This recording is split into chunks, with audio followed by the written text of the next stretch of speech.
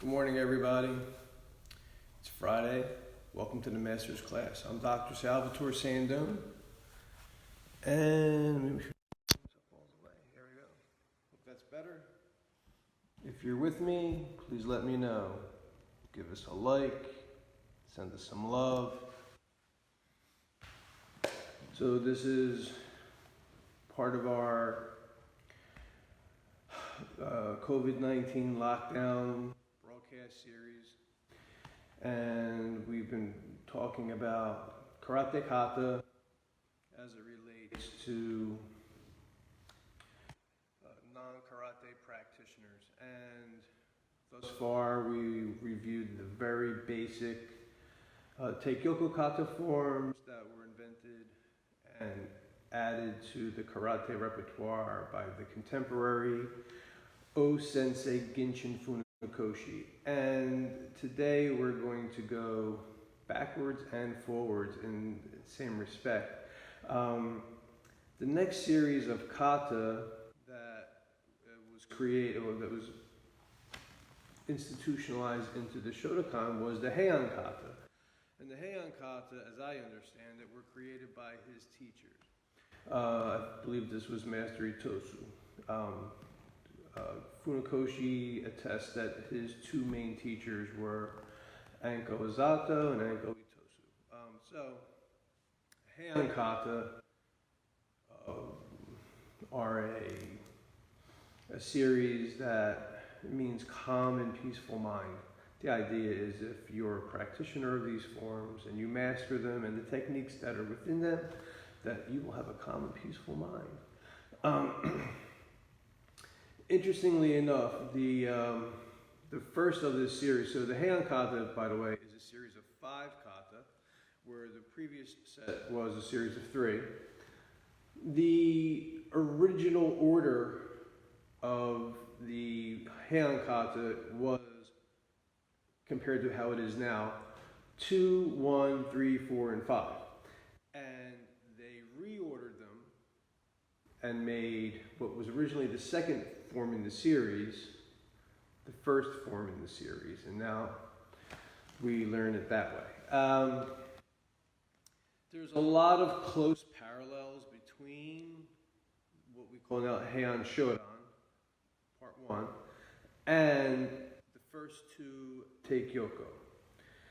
And I would just say to you that if you were building a martial art like this sensei was, and he wanted the students so much to know this content that he made them practice pieces of this larger form for months at a time before he actually taught them even this form. That's how important these techniques are. Repetition and redundancy in the Japanese martial art doesn't exist unless there's a good reason. They're efficient. It's a very efficient practice. So, the main stance that you're going to see in this form is the front stance, the Zenkutsu Dashi, right?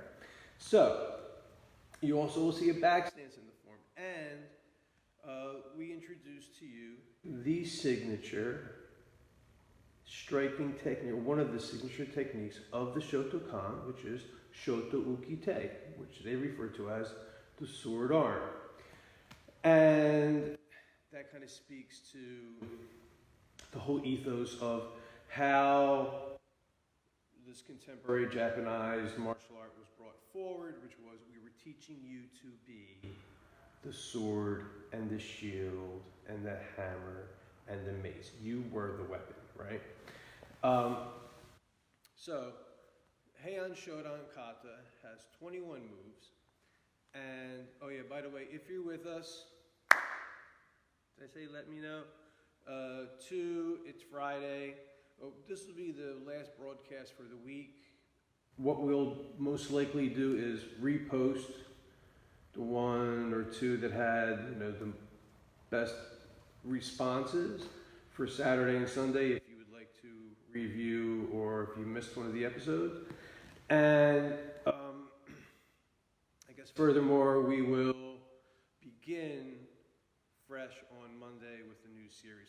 So we'll keep this 9 o'clock slot. We're anticipating on being locked down for another week at least. So we'll keep this series going. So let me know what you think, okay? All right, so here we are. 21 movements, somewhat similar to the Teikyoku kata that we were working on yesterday and the day before. And the line of movement is similar as well. It's kind of like that capital I pattern, but at the end you kind of angle. So it looks like a capital I with an arrow tip on the end of it. So it's kind of an interesting finish. And then what I'd like to do is I'd like to demonstrate for you the footwork like we did yesterday, and then with the hands. And then what I'd like to do is kind of just delve into maybe just one, I don't know between how much time we have, maybe just one of the first Gokyo no Waza techniques in the first kyu in judo, and let's experiment with where, in particular, front stance and crane stance, if you can do them correctly, will benefit your sukori, which is how you fit in to your uke or your opponent when you're trying to execute a judo throw technique, a nagewaza. So let's do that. All right. Yeah. Okay. So there's a lot of history. There's books here that I have with me. I don't know how much more diving in is fun for you folks to know about, but I will tell you that there are, if you want to learn more about it, let me do that. Let me show you this one book. If you want to know more about how karate, and not just the Shotokan, actually, the 5 main schools of karate that exist, right? So, Shotokan's only one of them. And there are others, but I should probably qualify this by saying Japanese or Okinawan karate, right? But if you want to learn more about that, you want to learn about the roots, the origin, the pioneers, what this was intended to be, how it evolved, what was allowed to evolve, what was held back, because, again, the martial art masters in the Ryukyu Islands in Okinawa, they really weren't sharing this karate. They kind of wanted to keep it a secret. It was their secret way to protect their island. And what? Could you blame them? You're on a little island. You got all people wanting to come and go around you, and you probably have very limited resources. So you might as well be as efficient as possible. So this book, which is entitled Bubishi, and this book is translated by Patrick McCarthy. He's another American, I want to say martial art historian, author, a good source to look up. He writes about things that there are some things that don't necessarily transfer from one language to another exactly, and sometimes it's hard to grasp the meaning because of that, but in general, this is a really great book. And it talks about, I'll just give you just some of the overall history and philosophy, Chinese medical and herbal pharmacology, vital points, fighting techniques. And yes, the lower skill of martial arts is to use it to hurt. The higher skill of martial arts is to heal. But the doctor and the assassin can be one and the same. No pun intended. Bubishi, good book to read. You probably shouldn't call yourself a black belt in karate unless you've read this one. In any karate for that matter. FYI. Here we go. Heian Shodan. In Yoda Man t-shirt. Father's Day special, by the way. You know what I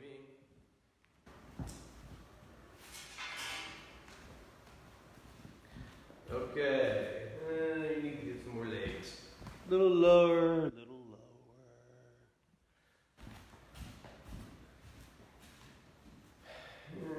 Okay, so that's what this is going to get, folks. Here we are. Okay, so from, there's your position. Legs first, right? One more step back.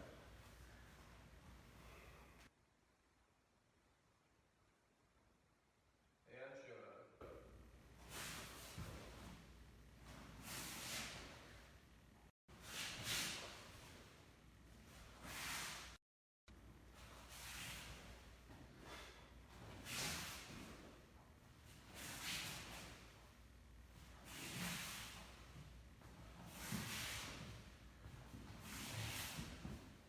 Okay, I know that move.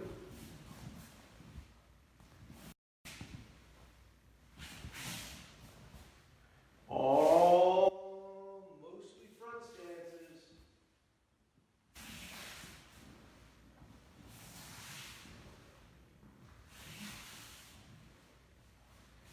Introduce the back stance.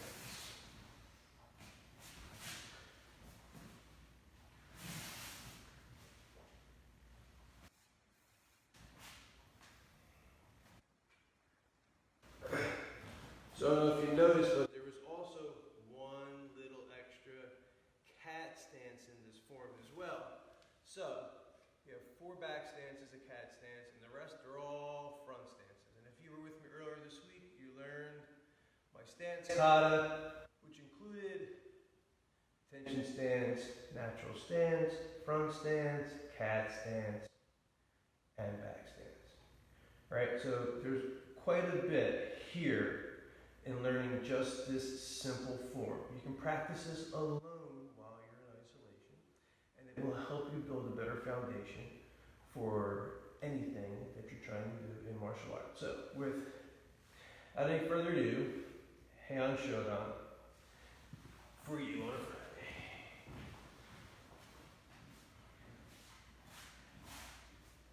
Heian Shodan.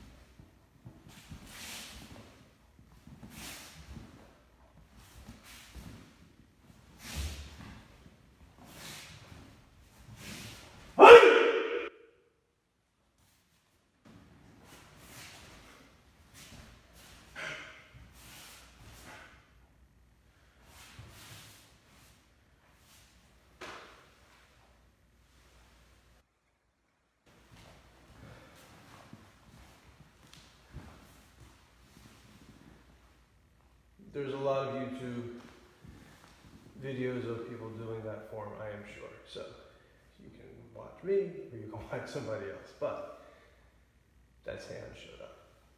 The first of a series of 5, and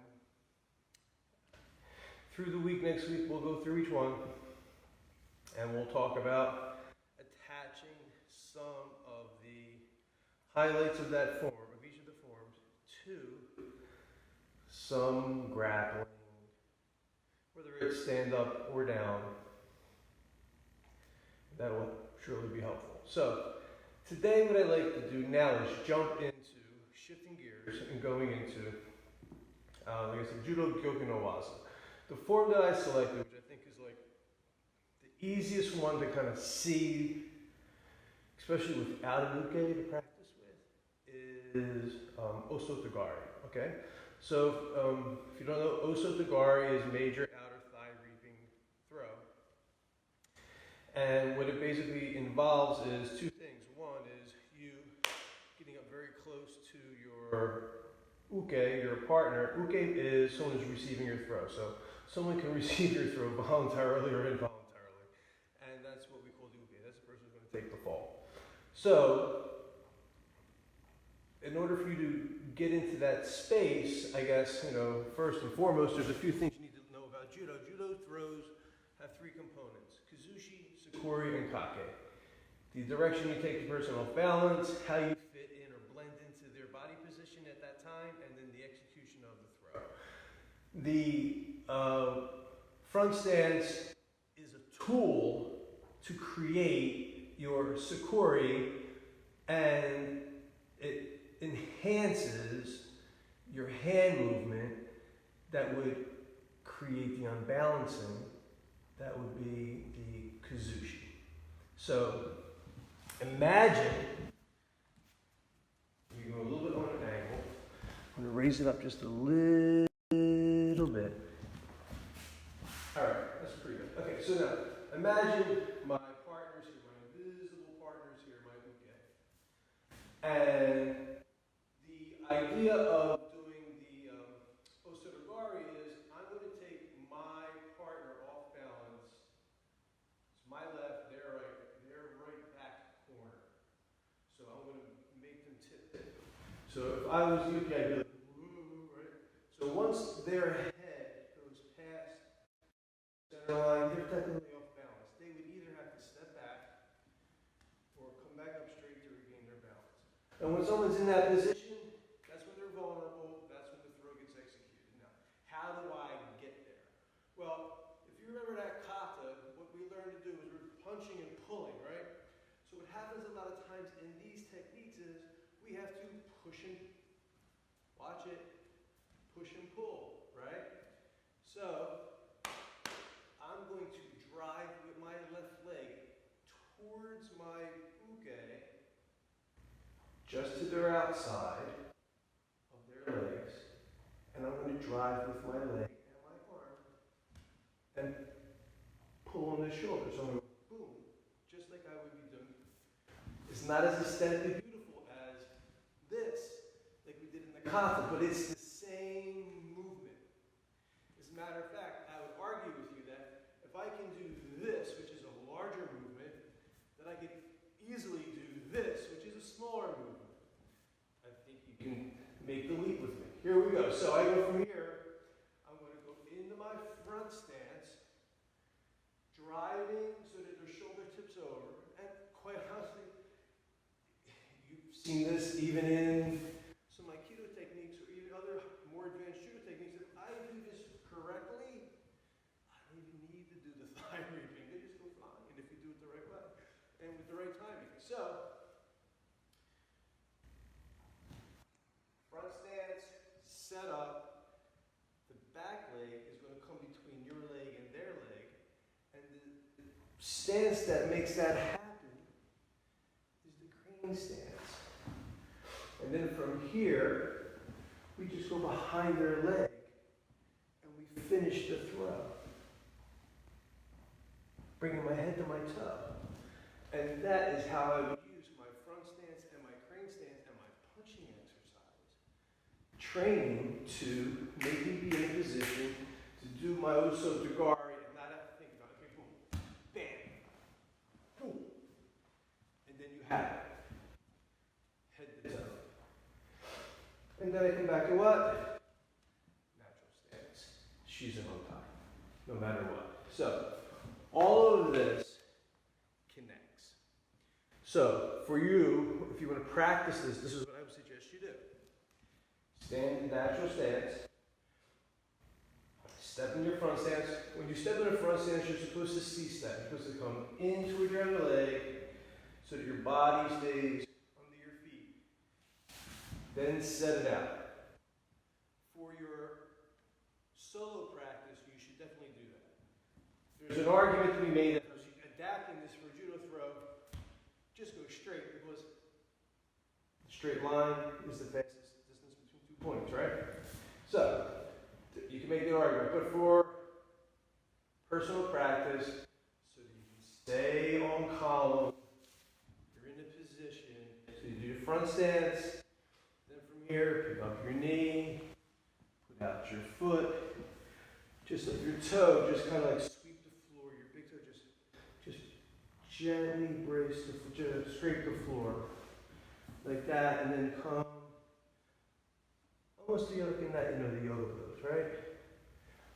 That's totally fine. And if you bring your leg up higher, get your leg head down lower, you can always do it with a greater level of range, right? What you realize as you age, your range shrinks. All right, come all the way down. And so do that a bunch of times. And then you can also practice, obviously, the other side. Front stance, crane stance, brush. It's very important that when you practice Osutagari, and you're going to practice with a partner, that you point your foot so that you make the soft tissue in the back of your calf come in contact with your partner and not strike them with the back of your heel. That's a mean way to do it. It's how you lose your friends in the dojo. Anyway, that's your master's class for Friday. Hope you've enjoyed it. We'll see you guys again on Monday. Don't forget to support our fundraiser. What else?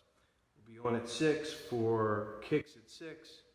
It's Funky Friday. If you've been joining that class, thank you. If you haven't done it yet, but you're interested in it, this will be a fun one for you to join in on.